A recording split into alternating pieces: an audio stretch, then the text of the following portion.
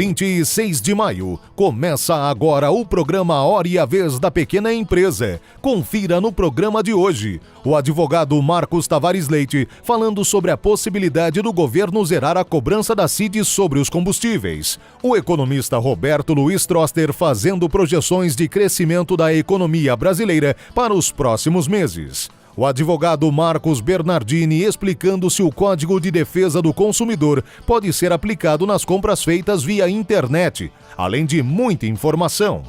E nesta semana, o presidente do Simp, Joseph Cury, recebe o diretor da Engenharia de Manufatura da Volkswagen América do Sul, Celso Placeres, que falou sobre o Dia da Indústria e as inovações na indústria automobilística. Estamos no ar.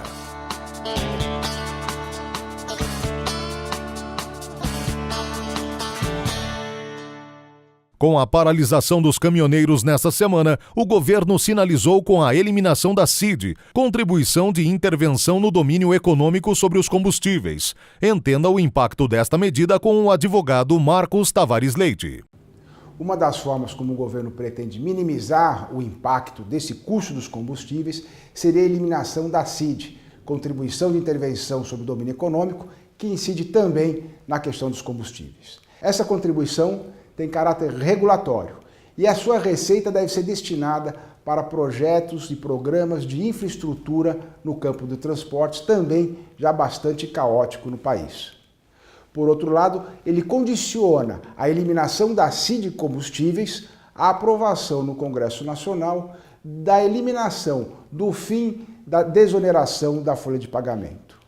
Ora, na verdade, isso parece sem eficácia alguma, ou total desvirtuamento do regime fiscal e tributário do país. Note que a CID, como colocamos, tem natureza regulatória. É sob intervenção no domínio econômico, procurando fazer ajustes e minimizar determinadas distorções dentro dos preços e dentro da economia.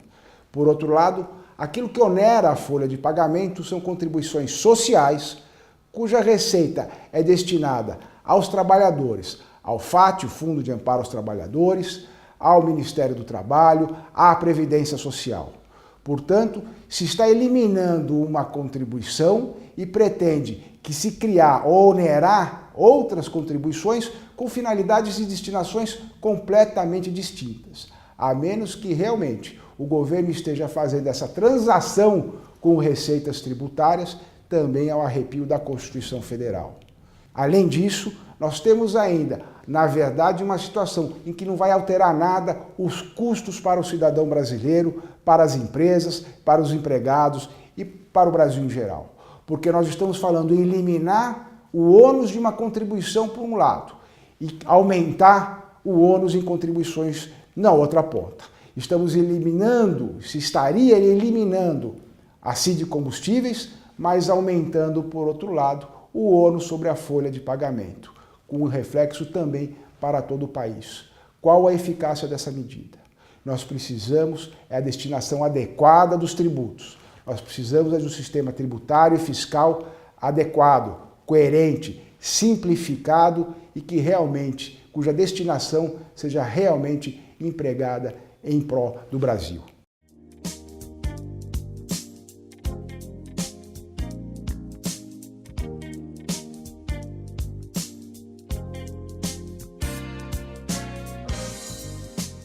Ontem, sexta-feira, dia 25 de maio, foi comemorado o Dia Nacional da Indústria. Essa data foi escolhida em homenagem ao patrono da indústria nacional, Roberto Simonsen, que faleceu em 25 de maio de 1948. Roberto Simonsen foi um engenheiro, industrial, administrador, professor, historiador e político. Além disso, foi deputado federal e senador. Seu falecimento ocorreu no Salão Nobre da Academia Brasileira de Letras, quando saudava o primeiro-ministro belga em visita oficial ao Brasil. Essa, você sabia?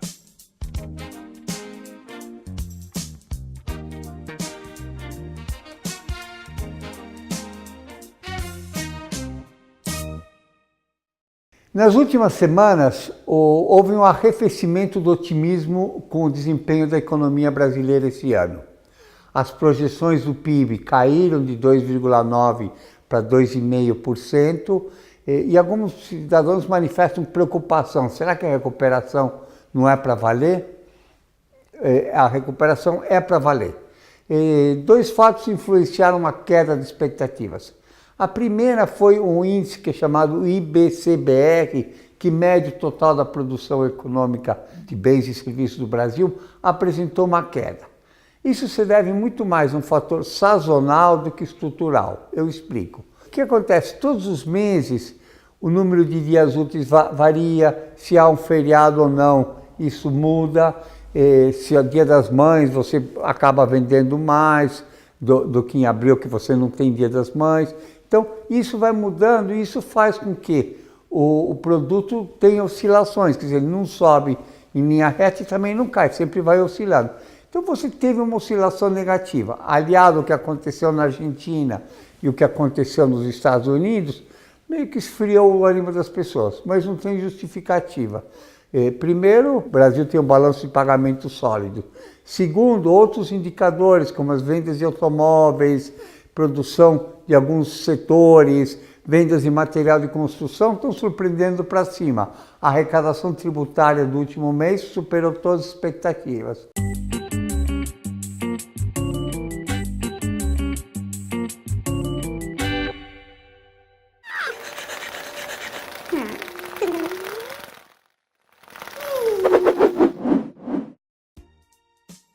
O MASP inaugura seu ciclo de 2018 com a exposição Imagens do Aleijadinho, dedicada à obra de Antônio Francisco Lisboa, uma das principais referências da arte sacra, do barroco e do rococó no Brasil. A mostra permanece no museu até o dia 10 de junho.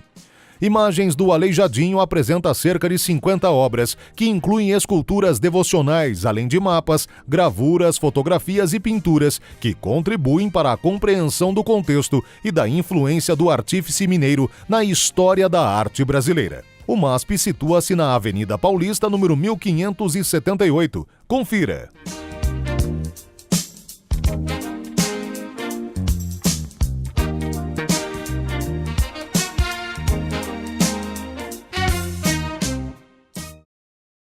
O Código de Defesa do Consumidor é uma lei extremamente benéfica ao consumidor, mas ela é de 1990. O objetivo dessa lei, o objetivo desse código era, à época e hoje, trazer mais direitos, mais garantias ao consumidor e, com isso, trazer um melhor equilíbrio entre o já desequilibrado, relação de consumo entre o fornecedor, que nós temos alguém mais poderoso, econômica, financeiramente, estruturalmente, e o consumidor que é hipossuficiente, ele é frágil nessa relação. Com isso, então, o código veio trazer muitas garantias e tentar equilibrar essa relação. Óbvio que em 1990 nós não tínhamos o e-commerce e não se tinha tanta compra, tanta relação que ocorre por meio da internet. Não é? Então hoje muito nós fazemos na internet, compramos produtos, compramos serviços, fazemos transações bancárias, ou seja, tudo se faz ou muito se faz hoje em ambiente virtual. Porém, não é porque o Código, em sendo de 1990, não previa essa condição, não previa toda essa possibilidade, que ele não se aplica. Ao contrário, o Código de Defesa do Consumidor se aplica em todos os casos quando essa transação, seja a compra de um produto ou mesmo a aquisição de um serviço, ocorre também em ambiente virtual. E, se a compra é pela aquisição de um produto ou de um serviço, o consumidor, ao receber esse produto, independentemente se ele tem algum vício ou algum tipo de defeito, mas só por ele não ter ido até a loja, ido até o comércio e visto exatamente ali aquele produto, ele tem direito de se arrepender da aquisição desse produto. Ou seja, a partir do momento em que a compra ela é realizada pela internet, quando do recebimento desse produto, o consumidor ele tem o que nós chamamos de direito ao arrependimento. E por isso ele pode se arrepender e desfazer essa compra. Importante que esse direito do arrependimento é no prazo de 7 dias e nesse período o consumidor ele deverá comunicar à empresa, comunicar o fornecedor que ele se arrependeu e com isso ele tem direito a desfazer essa transação sem nenhum tipo de prejuízo, sem nenhum tipo de multa. E isso se eventualmente ele não quiser até trocar o produto por conta de algum tipo de defeito. mas no prazo de 7 dias eles podem simplesmente se arrepender e desistir dessa compra. Entrevista da semana.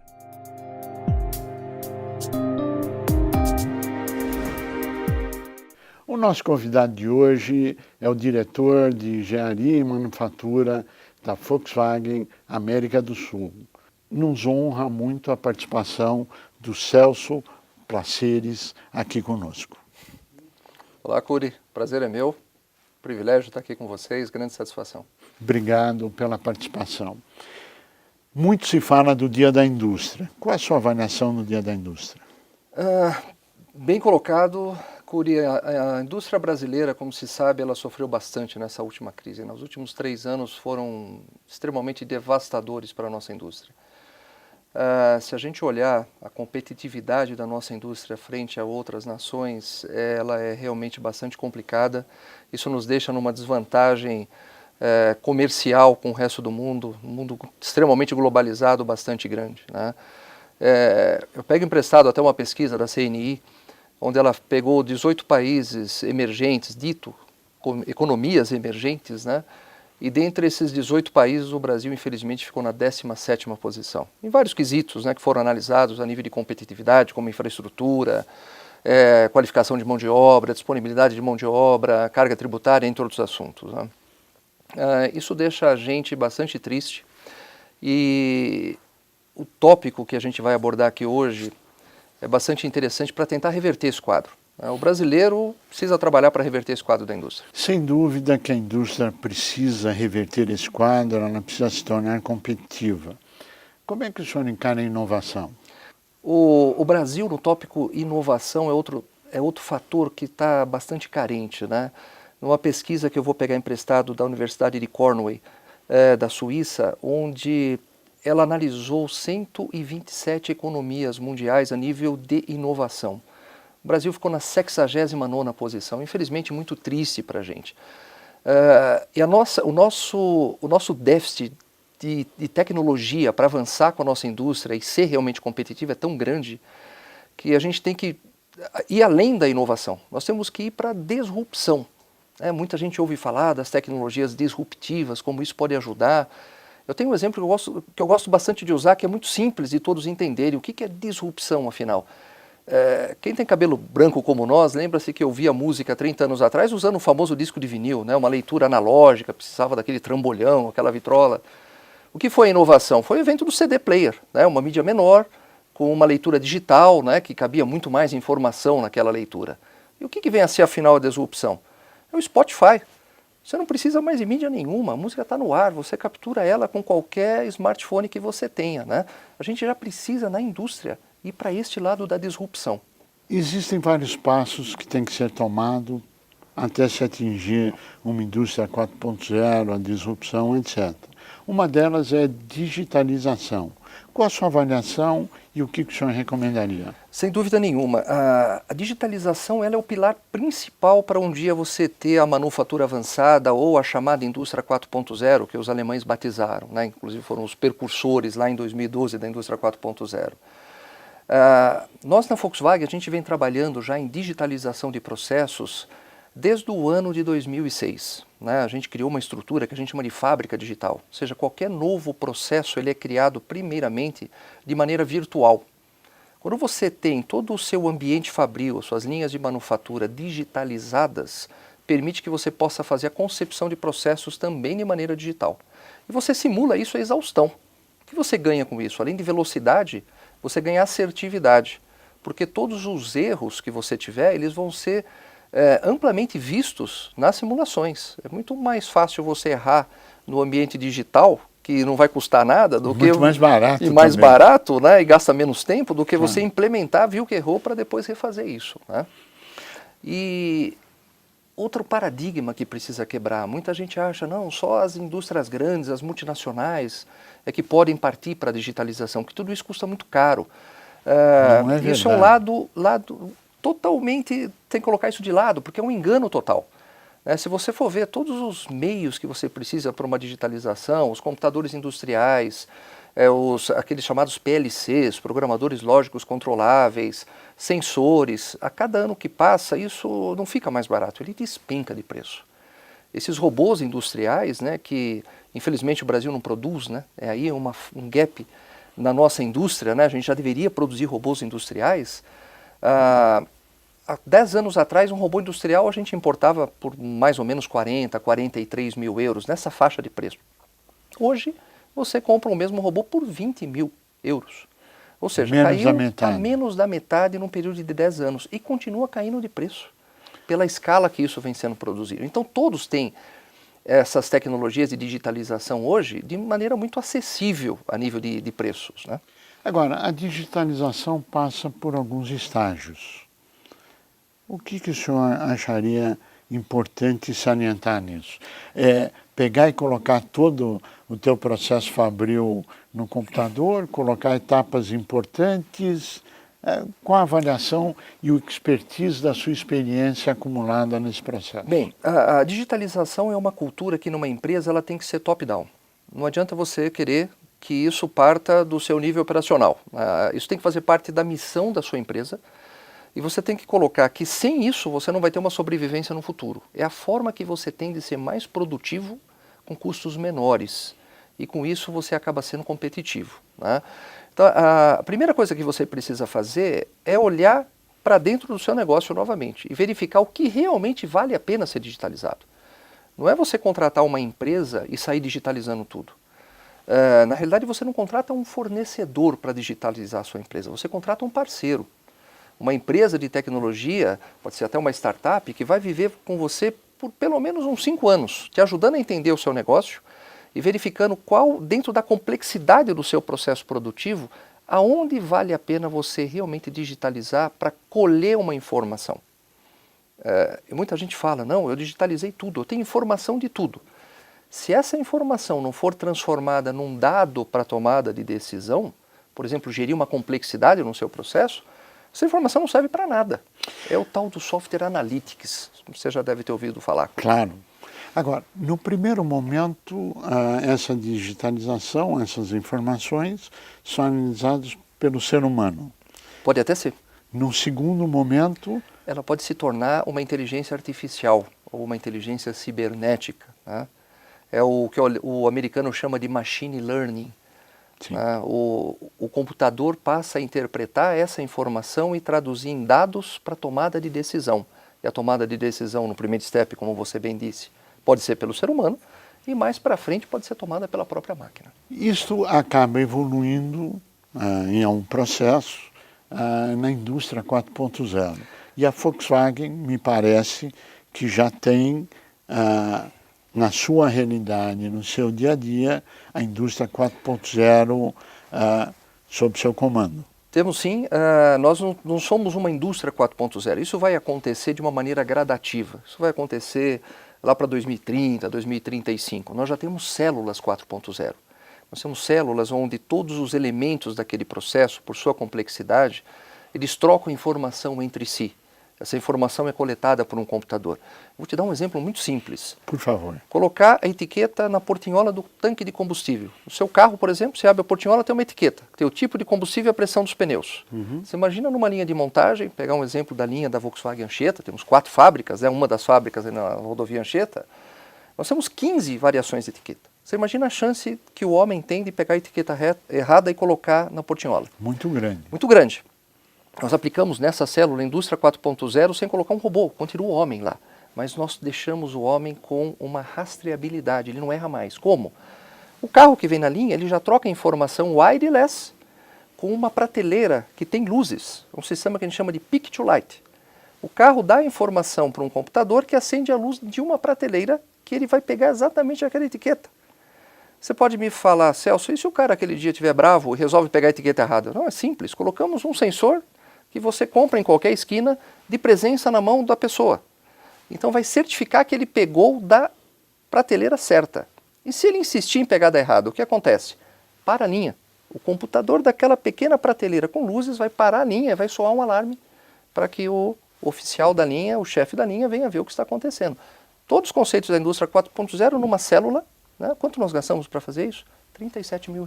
Todo esse desenvolvimento tecnológico fundamental para se manter a tecnologia, fundamental para se manter competitividade e avanços, etc., robôs e assim por diante, existe uma grande indagação da questão do emprego. Uhum. Existe perda de emprego nesse processo ou não? Absolutamente não. Esse é um paradigma que precisa ser quebrado. Um robô ou a digitalização, ela não tira emprego de ninguém. Ela aumenta a eficiência do homem e ela modifica a cadeia de emprego. Um robô, ele precisa ter alguém que o construa, ele precisa ter alguém que o programe, ele precisa ter alguém que o conserte, ou seja, aumenta a demanda de manutencistas, programadores. Então muda completamente, isso não só para robô, mas para um computador industrial, para um sensor, né? Sim. Você migra o homem dentro da cadeia para fazer uma função mais nobre e não um trabalho repetitivo. Eleva a qualidade do trabalho. Exatamente. Agora, dentro dessa nova visão 2030, mas que é uma realidade hoje, como é que fica a cadeia produtiva de fornecedores, de clientes, etc., com a sua visão do futuro de tudo isso? A primeira coisa, o cliente, quando tivermos uma indústria 4.0, ele realmente vai ser o centro. Muita gente fala, não, o cliente é o centro do meu negócio. Não. O cliente hoje é o que inicia o seu negócio. Ele faz um pedido, ele passa por uma série de etapas, desde o seu revendedor até entrar no computador da sua empresa, e o computador da sua empresa que vai iniciar toda a cadeia. Sim. No futuro, com a indústria 4.0, o cliente realmente vai ser o centro.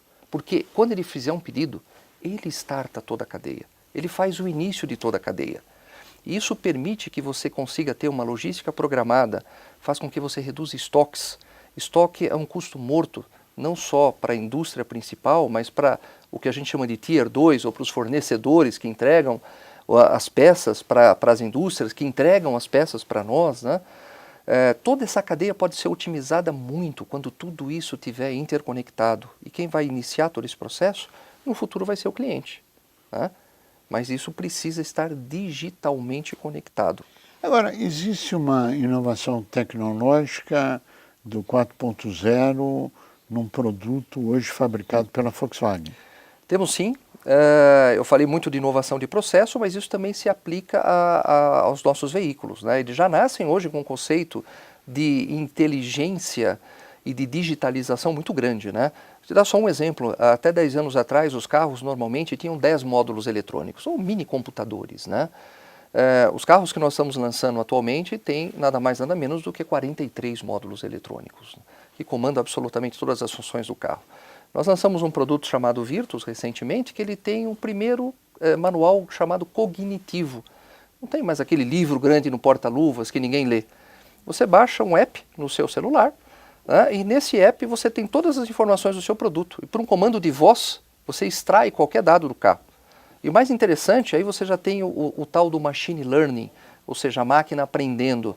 Ela começa a traçar o seu perfil conforme suas perguntas e customiza as respostas conforme o seu perfil. Celso Pláceres, nós queremos agradecer muito a sua participação, ao seu brilhantismo, a toda a transmissão de conhecimento acumulado, para que todos possam utilizá-las nas suas empresas, o seu conhecimento, e tirando a visão equivocada de que o desenvolvimento tecnológico tira emprego. Pelo contrário, gera emprego e uma qualidade de vida melhor a todos. A você que esteve conosco, o nosso mais profundo agradecimento, com a certeza que estaremos juntos na semana que vem. Até lá!